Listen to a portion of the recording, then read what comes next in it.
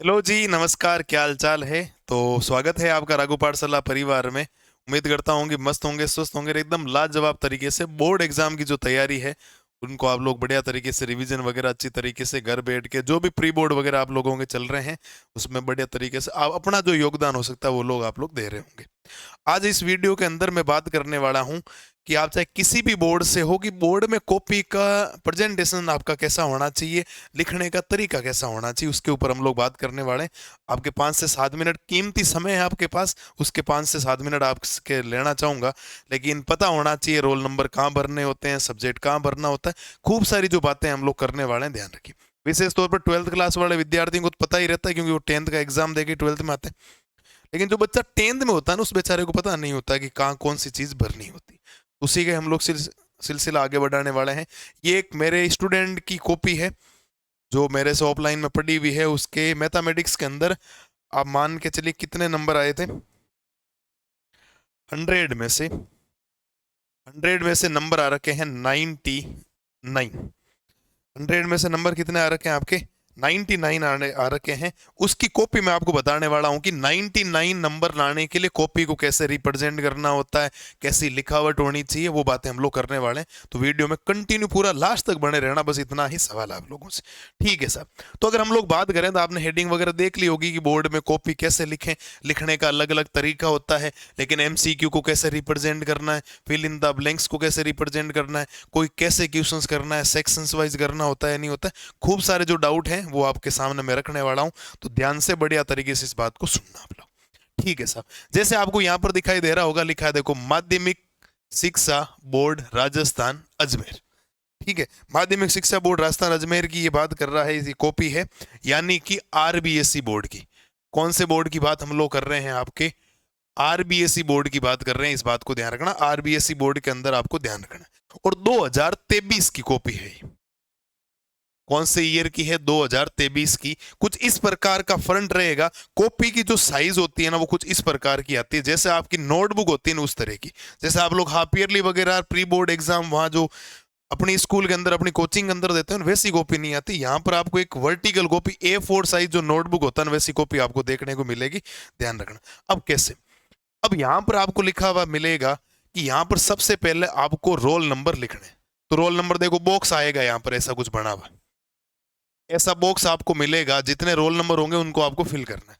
फिर roll number आपको English में भी लिखने हैं और रोल नंबर हिंदी में भी लिखना है। अक्सर बच्चे मेरे से ये पूछते हैं कि सर रोल नंबर वर्ड में जो होते हैं ना, शब्दों में, वो कैसे लिखने होते हैं, हिंदी में या इंग्लिश में? तो आपको अपने एडमिट कार्ड में दोनों रोल नंबर शो होने चाहिए।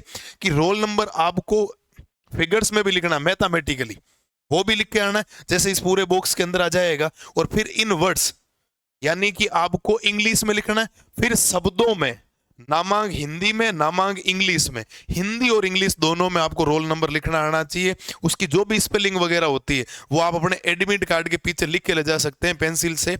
और फिर उसको आप फोटोकॉपी की तरह, जैसे लेमिनेशन जो होता है वो निकाल के रखेंगे साथ में, तो वो खराब नहीं होगा, आपको पता रहेगा, उसमें आपको छूट रहती है। बाकी क्या क्या सावधानियां रखनी चाहिए, पिछले साल गवर्नमेंट ने ड्रेस कोड भी लागू किया था। ऐसी कोई सूचना वगैरह आएगी ना तो आपका भाई आपके लिए निरंतर प्रयास कर रहा है और वीडियो आपके सामने जल्दी ही आ जाएगा। ठीक है। तो आपको रोल नंबर वाला जो कॉलम है ना उसमें रोल नंबर आपको मैथमेटिकली लिखने आने चाहिए। हिंदी में भी रोल नंबर पता होने चाहिए, इंग्लिश में पता होने चाहिए, वो यहाँ पर लिखा होगा। पहले वर्ड में इन फिगर्स, यानी कि आपको किस में लिखना है, पहले आपने पूरा लिख दिया, फिर इंग्लिश में, फिर हिंदी में आपको लिखना है। फिर एक वर्ड आएगा यहाँ पर आपको ध्यान रखना है, यहाँ पर लिखा गया है माध्यम। माध्यम यानी कि मीडियम की यह बात कर रहा है। इसकी बात कर रहा है मीडियम। भाई मीडियम दो तरह के हो सकते हैं, या तो हिंदी मीडियम होंगे या आप लोग किस मीडियम से होंगे, इंग्लिश मीडियम से।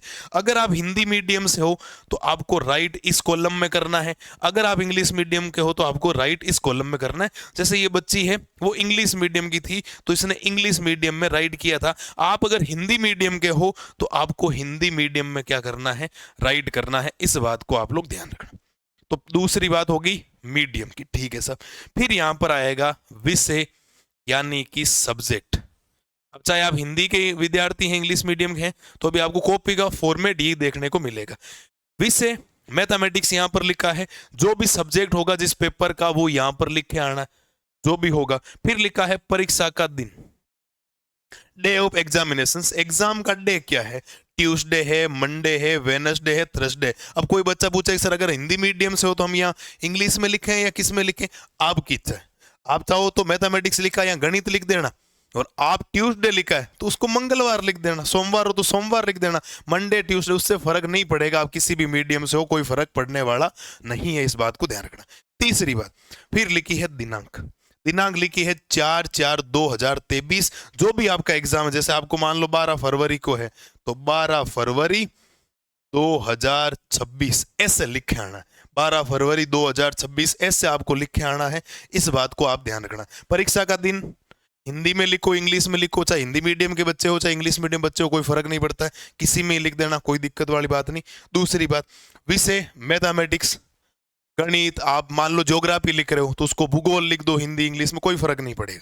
हाँ, इंग्लिश मीडियम का बच्चा तो उसको तो इंग्लिश में लिखना चाहिए, प्रायोरिटी दी होती। हिंदी मीडियम का विद्यार्थी हिंदी में लिख दो, इंग्लिश में लिख दो, कोई फर्क नहीं पड़ेगा। मीडियम पहले सेलेक्ट करना है, चाहे आप, क्योंकि पेपर बहुत लैंग्वेज में आएगा, हिंदी में भी आएगा, इंग्लिश में भी आएगा।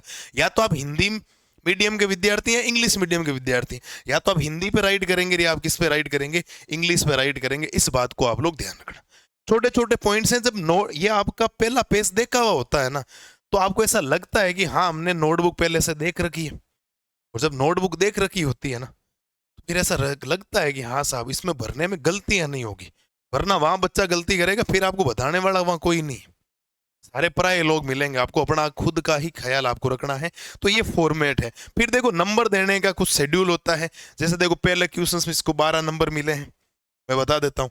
फिर दूसरे क्वेश्चंस में 5 नंबर मिले हैं, तीसरे में 12 मिल गए, चौथे में 2 वगैरह, ऐसे करके उसको 79 नंबर मिले हैं भाई। कितने नंबर मिले हैं? 79, क्योंकि 80 नंबर का पेपर होता है, उसको 79 नंबर दिए गए इस पेपर के अंदर। एक जगह केवल ये 6 नंबर देने थे, दूसरे में 5 मिले, फिल इन द ब्लैंक्स इसके कोई गलत है वो मैं आपको दिखा रहा हूँ आगे कॉपी कैसे लिखनी है। तो ये पहला आपको जो पूरा है ना, वो आपको ध्यान रखना है, पूरा का पूरा कंप्लीट आपको समझ में आना चाहिए कि रोल नंबर किस किस में लिखने होते हैं। मैं कॉपी दिखाऊंगा, 2-4 पेज आपको दिखा देता हूं लिखने का तरीका इस बच्ची का, तो आपको समझ में आ जाएगा कि नोटबुक कैसे चेक हो रही, कितनी फास्ट। जितना अच्छा काम करेंगे उतने ही बढ़िया मार्क्स मिलेंगे, जितना शानदार तरीके से काम करके आएंगे एग्जामिनर उतना ही ज्यादा खुश होगा और उतने ही ज्यादा नंबर आने के चांसेस बढ़ जाते हैं, इस बात को ध्यान रखना। तो मेरे हिसाब से वर्ड में समझ में आ जाना चाहिए। रोल नंबर तीनों में, मैथमेटिकली, हिंदी, इंग्लिश तीनों में होना चाहिए। मीडियम आप लोग सेलेक्ट करेंगे या तो हिंदी मीडियम या इंग्लिश मीडियम।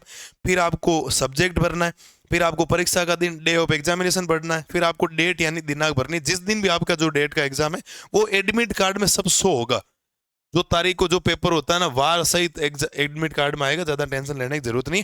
फिर नंबर देने का ये तो एग्जामिनर का काम है। ये कॉपी का सीरियल नंबर होता है, ये नोटबुक का गवर्नमेंट खुद जारी करती है सीरियल नंबर, इस बात को आप लोग ध्यान रखना।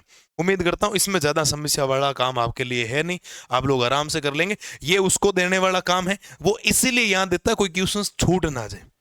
जैसे देखो इसने 23 में 4 दे दिए, 24 में 4 दे दिए, इससे 4 3 3 ऐसे करके सारे नंबर दिए हुए, तो काउंटिंग करने में पता रहता है गलत हुआ कि नहीं हुआ। ये आपके फॉर्मेट है जो आपको ध्यान रखना। अगले पेज अगर इसको बताऊं तो पहला पेज है सेक्शंस ए, जैसे इसने लिखा पूरा, देखो भाई पता होना चाहिए कि कैसे। देखो अगर ध्यान से देखोगे आप, अगर कॉपी जब बनाते हो ना, वहां लाइन बनाते हो, यहां देखो लाइन पहले से बनाई हुई, और यहां 2 बातें लिखी है, पर्सन संख्या यहां पर लिखा हुआ है, तो आपने सीधा पहला क्वेश्चन लगाना है। ऐसे पहला क्या लगाना है? क्वेश्चन। यहां लिखा ऊपर पर्सन संख्या, यानी कि क्वेश्चन नंबर लिखा हुआ है, ऐसे ऐसे करके क्वेश्चन नंबर लिखा हुआ, इस बात को ध्यान रखना। पर्सन संख्या लिखना। अब 2 बातें होती है, देखो एमसीक्यू को करने के लिए तरीका क्या। एमसीक्यू करने के लिए तरीका ये होता है, मान लो इसके पहला क्वेश्चन था और उसका आंसर था सी। आप हमेशा टेबल बनाएंगे ऐसी, पूरी टेबल बना के आएंगे ऐसे, और टेबल के 2 भाग करेंगे, इधर क्वेश्चन नंबर लिखेंगे और इधर क्या लिखेंगे? आंसर लिखेंगे। अब जैसे मान लो पहले का सी है, अब केवल सी मत लिखो, सी के अंदर जो आंसर आ रखा है उसको भी रिप्रेजेंट करो। जैसे इसने लिखा है 4 आंसर, चाहे ज्योग्राफी में है, चाहे हिस्ट्री में है, चाहे साइंस, किसी भी सब्जेक्ट में XYZ 10th और 12th के बच्चे हैं, अगर आपको कोई भी आंसर दिखाई दे रहा, सी ऑप्शन है और सी में क्या लिखा गया वो लिखना है। इसने देखो केवल डी नहीं लिखा, डी का आंसर भी लिखा, फिर सी, ऐसे करके ऐसे करने का तरीका है। और इसको इस क्वेश्चन में 12 में से कितने नंबर मिले हैं? 12 नंबर मिले। 12 में से कितने नंबर मिल गए? 12 नंबर मिल गए। छोटे छोटे पॉइंट्स हैं, जो आपको ध्यान रखने हैं। अगर यहाँ ध्यान रख के जाएंगे तो वहां गड़बड़ नहीं होगी। आप चाहे कोई भी स्ट्रीम से, चाहे आर्ट्स से, साइंस से या 10th क्लास के विद्यार्थी हैं, आपको एमसीक्यू करने का एक पैटर्न होना चाहिए। एमसीक्यू जितना जल्दी हो सके चेक करने के लिए आपको सी लिख के और उसका ऑप्शंस लिख के आना, तभी जाकर अच्छे मार्क्स आपको मिलेंगे। हर ऑप्शंस का आगे नाम लिखा गया, जैसे डायमीटर लिख दिया, जैसे इसका आंसर था व्यास, क्या था व्यास, तो व्यास भी इसने लिखा है पूरे कंप्लीट तरीके से। भाई अगर किसी बच्ची के 100 में से 99 नंबर किसी सब्जेक्ट में आ रहे हैं, इसका मतलब इसमें काम करने की एबिलिटी अच्छी है और काम इसने ढंग से किया, तभी तो नंबर मिले, वरना नंबर तो 29 नहीं आते, 39 नहीं आते। तो कुछ तो काम अच्छा किया तब जाकर उसको नंबर मिले, इस बात को ध्यान रखना। तो ये ऐसा पहला क्वेश्चन है। जैसे अगर हम लोग दूसरे क्वेश्चन की बात कर लेते हैं, दूसरा क्वेश्चन है फिल इन द ब्लैंक्स। कौन सा क्वेश्चन है आपके? Fill in the blanks.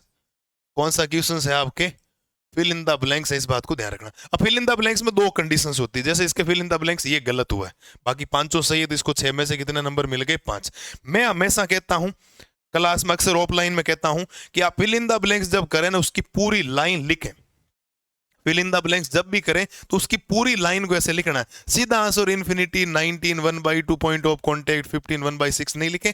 जो क्वेश्चंस में लाइन आ रही है उसको लिखे, बीच में ब्लैक पेन से हाईलाइट करके उसको ब्रैकेट में बंद करें, उससे आंसर और ज्यादा सटीक मिलेगा, आपको थोड़ा बढ़िया लगेगा। एग्जामिनर भी सोचेगा कि हाँ बच्चा मेहनत करके आया है। जैसे यहाँ देखो इसने थर्ड का फर्स्ट लिखा है, तो कंडीशंस ऑफ इनफाइनाइट सॉल्यूशंस ऐसे लिख दिया, तो पूरी कंडीशंस करके शानदार तरीके से आपके सामने काम किया है। तो आगे अगर आप लोग ध्यान से देखेंगे तो आपको लगेगा, देखो फटाफट आंसर है, फटाफट जो आंसर हो सकते हैं ना, तो एग्जामिनर ने ऐसे देखो फटाफट नंबर दे दिए। तो काम करने का एक तरीका होना चाहिए कि काम कैसे होगा और कैसे नहीं होगा। लिखने का तरीका देखो, राइटिंग देखो, गिवन लिखा गया, दिया गया है। श्रीधराचार्य फॉर्मूला लिखना था, केवल फॉर्मूला नहीं लिखा, ए बी सी को पूरा रिप्रेजेंट भी किया, तो सारी बातें आपके सामने लिखी गई है। जैसे आप लोग अगर ध्यान से देखोगे तो यहां पर भी मैं आपको दिखा देता हूं, ठीक है, क्योंकि क्वेश्चंस करने का तरीका क्या हो सकता है। ठीक है, जैसे ये क्वेश्चंस आया, पूरा इक्वल का साइन लगाना करना, जो भी आंसर आ गया फाइनल यहां लिख दिया, और रिजल्ट देखो 100√3 है आंसर। अगर एक एक चीज को इसने कॉम्प्लिकेटेड करके शानदार तरीके से किया है। मैं अगर बड़े वाले क्वेश्चंस की भी बात कर लेता हूं यहाँ पर, ठीक है, जैसे मान लो ये एक बड़ा क्वेश्चन था, ठीक है, तो आप ध्यान से देखो इसको, ठीक है, कितना शानदार लिखा गया। एक एक चीज जब लिखी होती है ना, तो एग्जामिनर फटाफट नंबर देता है, और कांट छांट बिल्कुल नहीं इस नोटबुक के अंदर। अगर आप ध्यान से देखेंगे ना, तो कहीं काटा बाटी नहीं है। जैसे मान लो कोई काटना भी होता है तो इतना क्रॉस करना होता है, ऐसे काटना नहीं होता है कि आपने पूरा ऐसे जैसे इसका सत्यानाश ही कर दिया, वैसे ऐसा नहीं करना होता। ये गलत तरीका होता है काटने का, इस बात को ध्यान रखना। हाँ गलत हो गया तो केवल उसके ऊपर ऐसे क्रॉस लगा दे, या इट इज रॉन्ग, ये गलत है लिख दें, कोई समस्या है नहीं। ठीक है, तो आपके खूब सारे डाउट वगैरह इस कॉपी से क्लियर हो गए होंगे। जैसे एक ये क्वेश्चन से देखो, शानदार तरीके से लिखा हुआ है, ठीक है। ये पूरी बोर्ड की नोटबुक है जो मैंने मंगवाई है, हर साल मैं बच्चों को दिखाता हूं ताकि वो फेमिलियर हो जाते हैं इस नोटबुक से कि एक्चुअल में आंसर लिखना कैसे होता है। जैसे देखो इसके 99 नंबर आए थे ना, तो भी इसने रीचेक करवाया था। क्या करवाया था? रीचेक करवाया था। आप कॉन्फिडेंस देखो इस बच्ची का, इसने रीचेक करवाया और ये सुनिश्चित किया कि नंबर क्यों कटा। मेरे नंबर नहीं कटना चाहिए, मेरे को जिस टीचर ने पढ़ाया उसने कभी कोई गलती की नहीं, तो मैंने ही नहीं की, कहाँ नंबर कटा, कम से कम मेरे को पता तो लगे। उस हिसाब से इसने पूरा काम किया है। जो आपको ध्यान रखना है, एक एक चीज 99 में भी रीचेक हुई है, एक नंबर कटने पर भी रीचेकिंग करने का मतलब बच्ची ने मेहनत की है, ध्यान रखना। ठीक है, तो ये आपको पूरा ध्यान रखना है। ठीक है, और बाकी आप लोग ध्यान से देखेंगे एक एक चीज, जैसे ये ग्राफ आता था पहले, ठीक है, तो ग्राफ पेपर ऐसे मिलता है। अब ग्राफ पेपर भी जब मिलता है तो जैसे मान लो 12th क्लास का कोई साइंस का विद्यार्थी है तो उसके ग्राफ आएगा, मैप भी आएगा आपके, ठीक है, मैप आएगा, मैप में बता देता हूँ। यहाँ पर भी रोल नंबर भरना है, यहाँ पर भी रोल नंबर भरना है, परीक्षा लिखनी है, विषय लिखना है, पर्सन संख्या तक लिखना है। यहाँ लिखा है देखो क्वेश्चन नंबर, ठीक है, यहाँ क्वेश्चन नंबर तक लिखा गया, कौन सा है? 21 नंबर। ऐसा ग्राफ भी आएगा, मैप आएगा, सारी चीजें आपको पता होगी ना, तो अच्छी तरीके से आप लोग बढ़िया कर देंगे। सील होगी पूरी माध्यमिक शिक्षा बोर्ड के ऊपर, पूरा लिखा गया कंप्लीट। ठीक है, आपको रोल नंबर भरना है, शब्दों में भरना है, हिंदी इंग्लिश किसी में भरो कोई फर्क नहीं पड़ेगा, यहाँ एक बार ही भरना है। यहाँ सब्जेक्ट लिख के आना है, ज्योग्राफी ज्योग्राफी, हिस्ट्री हिस्ट्री, सारी चीजें आपको ध्यान रखनी। ठीक है, ये सारे डाउट वगैरह हैं जो आपको ध्यान रखने हैं। बाकी मुझे नहीं लगता आपको कोई समस्या वगैरह आएगी। जैसे ये मीन मोड मीडियन का क्वेश्चन होता है, अक्सर बच्चा कहता है कि सर मुझे ऐसे समझ में नहीं आता कैसे लिखूं लैंग्वेज, तो आप खुद चेक करो, एक एक चीज लिखी गई है, कंप्लीट क्वेश्चंस नंबर लिखा गया, पूरी टेबल बनाई गई है, पूरी लैंग्वेज लिखी गई, पूरी की पूरी कंप्लीट लैंग्वेज यहाँ पर लिखी गई है। जो आपको ध्यान रखना, फॉर्मूला लिखा गया मीडियन का, फिर सारा काम एम इक्वल जो भी होता है, इसके बाद अगले वाला भी काम इसने कर दिया है, पूरा का पूरा सॉल्यूशंस, डायग्राम है तो डायग्राम एकदम साफ सुथरा बनाया गया। कोई भी जो काम होता है ना एकदम अच्छी तरीके से आप लोग करेंगे ना तो आपको कोई समस्या नहीं आएगी। उम्मीद करता हूँ एक छोटा सा इंट्रोडक्शन वीडियो आपके बोर्ड की कॉपी को सजाने में, बोर्ड की कॉपी में काम करने के लिए फायदेमंद रहा होगा। छोटा सा मैंने प्रयास किया आपके लिए कि पहले आपको बता दिया जाए, आप इनको ध्यान रखिए। कोई नया अपडेट वगैरह आपके लिए आएगा तो आपका भाई आपके लिए तैयार है। तब तक आप लोग कंटिन्यू मेहनत करते रहिए, हम लोग मिलते रहेंगे समय समय पर, जो भी जानकारी आपके सामने आएगी मैं लेकर आता रहूंगा। कांड छांड नहीं करें इस कॉपी में, कहीं पर भी कांड छांड नहीं। पीडीएफ में टेलीग्राम पे डाल दूंगा, वहां लोग आप लोग देख लेना। मेरे को ज्यादा अंदर रोल नंबर वाला ही था, रोल नंबर कैसे भरने होते हैं, कहाँ क्या भरना होता है, वो आपके डाउट क्लियर हो गया होगा। तब तक आप लोग बढ़िया तरीके से रिवीजन करिए, ज्यादा टेंशन मत लीजिए, बस पढ़ाई पे फोकस करिए, मजबूती के साथ दिनों का सामना करते रहिए। तब तक के लिए जय हिंद, जय भारत।